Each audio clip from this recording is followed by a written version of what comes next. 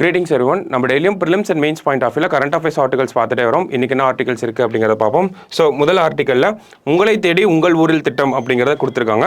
தமிழகத்தில் மாவட்ட ஆட்சியர்கள் நாள் முழுவதும் ஒரு வட்டத்தில் தங்கி பொதுமக்களின் குறைகளை கேட்டறியும் உங்களை தேடி உங்களை ஊரில் திட்டம் மாதந்தோறும் 4வது புதன்கிழமை செயல்படுத்தப்பட உள்ளது அப்படிங்கிற அப்டேட்டை நமக்கு கொடுத்துருக்காங்க. ஸோ என்ன சொல்ல வராங்க அப்படின்னா, மாவட்ட ஆட்சியர்கள் இருக்காங்க இல்லையா, அவங்க ஒரு வட்டத்தில் தங்கி ஃபுல்லாக அனலைஸ் பண்ண எக்ஸாமைன் பண்ண போகிறாங்க. அது மாதந்தோறும் இருக்கக்கூடிய 4வது புதன்கிழமை நடக்கும் அப்படிங்கிறத சொல்லியிருக்காங்க. ஓகேங்களா? ஸோ என்ன மாதிரியான விஷயங்கள்லாம் பண்ண போகிறாங்க அப்படிங்கிறத பட்டியலிட்டிருக்காங்க. முகாம் நடைபெறும் வட்டத்தில் மாவட்ட ஆட்சியர் மற்றும் இதர அதிகாரிகள் என அனைவரும் 24 மணி நேரமும் தங்கியிருக்க வேண்டும் அப்படிங்கிறத சொல்லியிருக்காங்க. நிறைய விஷயங்கள் கொடுத்துருப்பாங்க, யாரெல்லாம் இருக்காங்க அப்படிங்கிறத சொல்லியிருக்காங்க. ஸோ முற்பகல் நேரத்தில் முகாம் நடைபெறும் பகுதிகளில் கள ஆய்வையும் மேற்கொள்ளலாம் அப்படிங்கிறதையும் சொல்லியிருக்காங்க. ஸோ ஃபீல்டு வைஸ் போய் எக்ஸாமின் பண்ண போகிறாங்க. அது மாவட்ட ஆட்சியர் தலைமையிலேயே இந்த ஒரு விஷயம் அப்படிங்கிறது நடக்குது. ஸோ நமக்கு இந்த உங்கள் ஊரில் உங்கள் திட்டம் அப்படிங்கிறதுல அந்த ஒரு எக்ஸிக்யூட்டிவ் ஆஃபீஸர் யாராக இருக்காங்க அப்படின்னு பார்த்தோன்னா, யார் தலைமையில் அந்த ஒரு பணிகள் எல்லாமே நடக்க போகுது அப்படின்னா மாவட்ட ஆட்சியர் தலைமையில் தான் நடக்க போகுது. நமக்கு ஆப்ஷன்ஸில் கொடுத்து கன்ஃபியூஸ் பண்ணலாம். ஒரு எம்எல்ஏ தலைமையிலையா இல்லை எம்பி தலைமையிலையா அப்படிலாம் கூட கேட்கலாம். டிஸ்ட்ரிக்ட் கலெக்டர் தலைமையில் தான் நடக்க போகுது அப்படிங்கிறத தெளிவாக சொல்லியிருக்காங்க.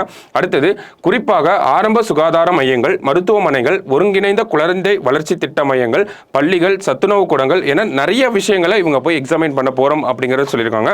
அதே மாதிரி பிற்பகல் நேரத்தில் வட்டத்தில் உள்ள அனைத்து துறை அலுவலர்களுடன் ஆலோசனை நடத்த வேண்டும் அப்படிங்கிறதையும் சொல்லியிருக்காங்க. ஓகேங்களா? ஸோ என்ன பண்ண போகிறாங்க அப்படின்னா, டைரக்டாக ஃபீல்டுக்கே போக போகிறாங்க. அந்த ஒரு வட்டார அளவில் தங்க போகிறாங்க.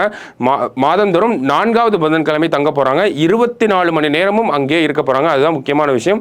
மாவட்ட ஆட்சியர் தலைமையில் எல்லா விதமான இன்ஸ்பெக்ஷனும் பண்ண போகிறாங்க. அதுதான் இந்த திட்டத்துக்கு கீழே, அந்த உங்கள் ஊரில் உங்கள் திட்டம் அப்படிங்கிற விஷயத்துக்கு கீழே பண்ண போகிறாங்க. ஸோ என்ன மாதிரியான பணிகள்லாம் இருக்க போகுது, எதெல்லாம் எக்ஸாமைன் பண்ண போகிறாங்க அப்படிங்கிறத நமக்கு கொடுத்துருக்காங்க. ஓகேங்களா? ஸோ இதை ஒரு டைம் வாசித்து வச்சுக்கிட்டாலே போதும் நமக்கு. அடுத்து என்ன இருக்குது அப்படிங்கிறத பார்ப்போம். இஸ்ரேலில் இனப்படுகொலை அப்படிங்கறத கொடுத்திருக்காங்க. இந்த வழக்கை நம்ம தொடர்ச்சியாக பார்த்துட்டே தான் வரோம். ஹமாஸ் இஸ்ரேல் அட்டாக் பண்ண ஆரம்பிச்சிலிருந்து தென்னாப்பிரிக்கா அந்த வழக்கை போட்ட வரைக்கும் தொடர்ச்சியாக நம்ம இந்த இஸ்ரேல் பாலஸ்தீன் ஹமாஸ் அப்படிங்கிறத தொடர்ச்சியாக பார்த்துட்டே தான் வரும். ஸோ சமீபத்தில் என்ன பார்த்துருந்தோம் அப்படின்னா, தென்னாப்பிரிக்கா சர்வதேச நீதிமன்றத்தில் ஒரு வழக்கு போட்டிருந்தாங்க. இஸ்ரேல் ஹமாஸ்க்கு எதிராக போர் நடத்துகிறோம் அப்படிங்கிற அந்த ஒரு போர்வைக்கு கீழே இஸ்ரேல் பாலஸ்தீனில் இருக்கக்கூடிய மக்களை இனப்படுகொலை பண்ணிக்கிட்டு இருக்காங்க. அதை தடுத்து நிறுத்தணும் அப்படிங்கிற ஒரு வழக்கை யார் போட்டிருந்தாங்க அப்படின்னா, தென்னாப்பிரிக்கா வந்து போட்டிருந்தாங்க. ஸோ அந்த ஒரு வழக்கை பற்றி நம்ம அனலைஸ் பண்ணுறப்போ என்ன சொல்லியிருந்தோம் அப்படின்னா, ஒரு சர்வதேச நீதிமன்றத்தில் இன்டர்நேஷனல் கோர்ட் ஆஃப் ஜஸ்டிஸில் ஒரு கேஸ் போட்டிருக்காங்க அப்படின்னா அதோட ஃபைனல் ஜட்ஜ்மெண்ட் வர்றதுக்கு பல வருஷங்கள் ஆகும். ஆனாலும் நமக்கு ஒரு இன்ட்ரீம் ஆர்டர், ஒரு ப்ரொவிஷனல் மெஷர்ஸ் அப்படிங்கிறத நம்ம சொல்லியிருந்தோம். இந்த வார்த்தையை இடைக்கால தீர்ப்பு அப்படிங்கிற மாதிரியான ஒரு விஷயம் வரும் அப்படிங்கிறத சொல்லியிருந்தோம். அந்த தீர்ப்பு தான் வந்துருந்துச்சு. அந்த தீர்ப்பில் என்ன சொல்லியிருப்பாங்க அப்படின்னா, இனப்படுகொலை சார்ந்த விஷயங்களை இஸ்ரேல் தொடர்ச்சியாக பண்ணிட்டு இருக்கீங்க, அதை நிப்பாட்டி ஆகணும் அப்படிங்கிற ஒரு தீர்ப்பு வந்து சொல்லியிருப்பாங்க. அதே மாதிரி என்ன சொல்லியிருப்பாங்க அப்படின்னா, நமக்கு அந்த ஹியூமனிடேரியன் எய்ட் அப்படிங்கிறத சொல்லுவோம். சரிங்களா? ஹியூமனிடேரியன் எய்ட் இந்த சென்ஸ் என்ன அப்படின்னா, காசால பாதிக்கப்பட்ட மக்களுக்கு தேவையான விஷயங்களை தேவையான அந்த உணவுப் பொருட்கள், மருந்துகள், இது எல்லாமே இஸ்ரேல் வந்து உடனடியாக பண்ணி கொடுக்கணும் அப்படிங்கிற மாதிரியான தீர்ப்புகள் தான் இந்த இடைக்கால தீர்ப்பில் வந்து வந்திருக்கு. ஆனால் இருந்தாலும் இந்த தீர்ப்பு வந்து பல நேரங்களில் ஒரு ஓகே அப்படிங்கிற ஒரு நமக்கு ஒரு ஸ்டேட் ஆஃப் மைண்டை வந்து நமக்கு கொடுத்தாலும் இது வந்து இன்னமும் பத்தாத ஒரு தீர்ப்பாக தான் பார்க்கப்படுது. ஏன்னா தென்னாப்பிரிக்கா சீஸ் ஃபயர் அப்படிங்கிற ஒரு விஷயத்தை தான் ரொம்ப வலியுறுத்தியிருந்தாங்க. ஓகேங்களா? சீஸ் ஃபயர் அப்படிங்கிற ஒரு விஷயத்தை வலியுறுத்தி தான் இந்த கேஸே போடப்பட்டிருக்கும். பட் ஸ்டில் அந்த சீஸ் ஃபயர் அப்படிங்கிற அந்த போர் நிறுத்தம் அப்படிங்கிறதுக்கு ஒரு ஸ்டெப்புக்கு முன்னாடியே நின்றுட்டாங்க இந்த தீர்ப்பில் அப்படிங்கிறதா நம்ம புரிஞ்சுக்கணும். ஒரு ஸ்டெப்புக்கு பிஹைண்டாக தான் இருப்போம் இன்னமும் அந்த தீர்ப்பு வந்ததுக்கு அப்புறமும் கூட. ஸோ அதை தான் இந்த இடத்துல சொல்லியிருக்காங்க. 17 நீதிபதிகள் இந்த ஒரு தீர்ப்பை வந்து வழங்கியிருப்பாங்க. அதில் 15க்கு 2 அப்படிங்கிற இந்த கணக்கில் தான் இந்த தீர்ப்பு அப்படிங்கிறது வந்திருக்கும். இந்த தீர்ப்பை நம்ம 2 பாயிண்ட்ல சுருக்கிடலாம். ஒன்று என்ன சொல்கிறாங்க அப்படின்னா, இஸ்ரேல் அந்த ஜீனோசைட் அப்படிங்கிறத சொல்லுவோம். ஜீனோசைட் கன்வென்ஷன் அப்படிங்கிறத பார்த்துருந்தோம். 1948 வந்து வந்திருக்கும். இந்த ஜீனோசைட் கன்வென்ஷன், அதாவது இந்த இனப்படுகொலைக்கான ஒரு சட்டம், உலகளாவிய சட்டம் அப்படிங்கிறது இருக்கு. இதை மீறி நிறைய இடங்கள்ல நடந்துகிட்டு இருக்கீங்க, அதை உடனடியாக நிப்பாட்டி ஆகணும் அப்படிங்கிறத சொல்லியிருப்பாங்க. அடுத்ததா ஹியூமனிடேரியன் எய்ட் அப்படிங்கிறத கொடுக்க ஆரம்பிக்கணும் அப்படிங்கிறத சொல்லியிருப்பாங்க. ஓகேங்களா? இந்த தீர்ப்பில் இவ்வளவுதான் இருந்திருக்கும். ஸோ முக்கியமாக நம்ம பார்த்தோம் அப்படின்னா, இந்த வழக்கை யார் போட்டாங்க? தென்னாப்பிரிக்கா வந்து போட்டிருப்பாங்க. அந்த 17 நீதிபதிகள் தீர்ப்பு வழங்கியிருப்பாங்க. 15-2 அந்த ரேஷியோ, இந்த மாதிரியான விஷயங்கள்லாம் நம்ம தெரிஞ்சுக்கிட்டாலே போதும். அந்த அளவுக்கு அந்த தீர்ப்பில் என்ன சொல்லியிருக்காங்க அப்படிங்கிறத ஒரு மேலோட்டமாக பார்த்துக்கிட்டாலே போதும் நம்ம, சரிங்களா? ஸோ அடுத்த ஆர்டிக்கல் என்ன இருக்குது அப்படின்னு பார்ப்போம். குடியுரிமை திருத்தச் சட்டம் அப்படிங்கிறத சொல்லியிருப்பாங்க. நமக்கு சிட்டிசன்ஷிப் ஆக்ட் அப்படிங்கிறது 1955 வந்திருக்கும். பல முறை இந்த சட்டத்தை வந்து அமெண்ட் பண்ணியிருப்பாங்க. ஸோ இதனுடைய கடைசி அமெண்ட்மெண்ட் சிட்டிசன்ஷிப் அமெண்ட்மெண்ட் ஆக்ட், அதை தான் நம்ம சிஏஏ ஆக்ட் அப்படிங்கிறது சொல்லியிருப்போம்.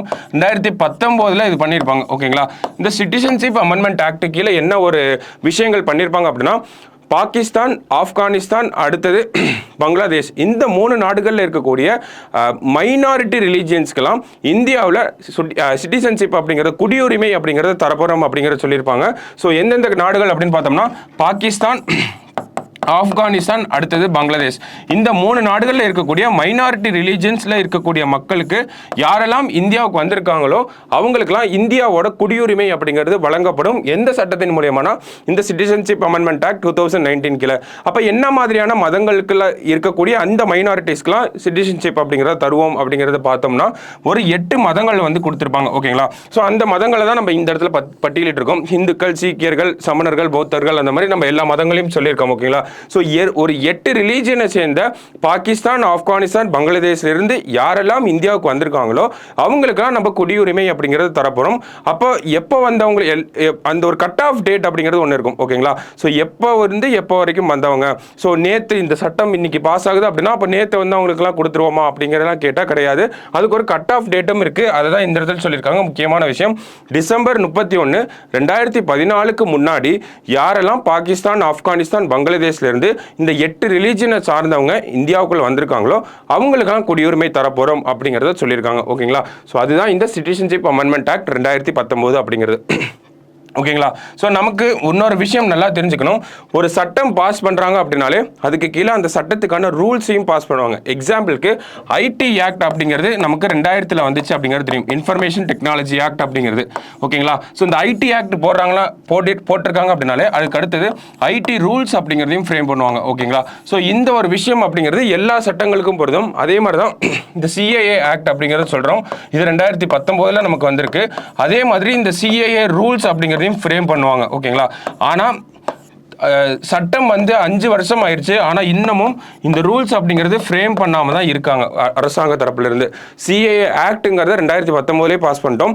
சிஏஏ ரூல்ஸ் அப்படிங்கிறது இன்னமும் நம்ம ஃப்ரேம் பண்ணாமல் தான் வச்சுருக்கோம். ஸோ இந்த ஒரு ஃப்ரேமிங் ஆஃப் ரூல்ஸ் அப்படிங்கிறது கூடிய சீக்கிரம் முடிஞ்சிடும் அப்படிங்கிறது தான் அரசாங்க தரப்புலேருந்து வந்த லேட்டஸ்ட் அப்டேட்டாக இருக்குது நமக்கு, சரிங்களா? ஸோ இதுதான் இந்த நியூஸோட பின்னணியாக இருக்குது. இதை பொறுத்த வரைக்கும் நம்ம எக்ஸாம் பாயிண்ட் ஆஃப் வியூவில் என்னெல்லாம் தெரிஞ்சுக்கணும் அப்படின்னா, சிட்டிசன்ஷிப் ஆக்ட் அப்படிங்கிறது 1955 வந்திருக்கும். பலமுறை அமெண்ட்மெண்ட் ஆயிருக்கும். கடைசி அமெண்ட்மெண்ட் அப்படிங்கிறது 2019 வந்திருக்கும். கடைசி அமெண்ட்மெண்ட்டில் என்ன சொல்லியிருப்பாங்க அப்படின்னா ஒரு 3 நாடுகளை சொல்லியிருப்பாங்க. அங்கே இருக்கக்கூடிய மைனாரிட்டிஸ் பற்றி சொல்லியிருப்பாங்க.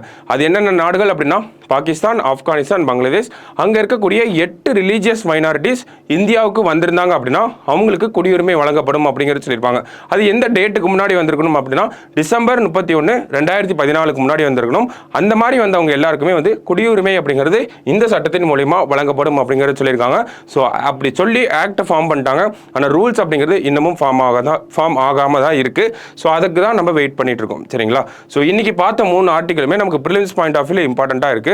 நாளைக்கு இன்னொரு அனாலிசிஸில் மீட் பண்ணலாம். தேங்க்யூ.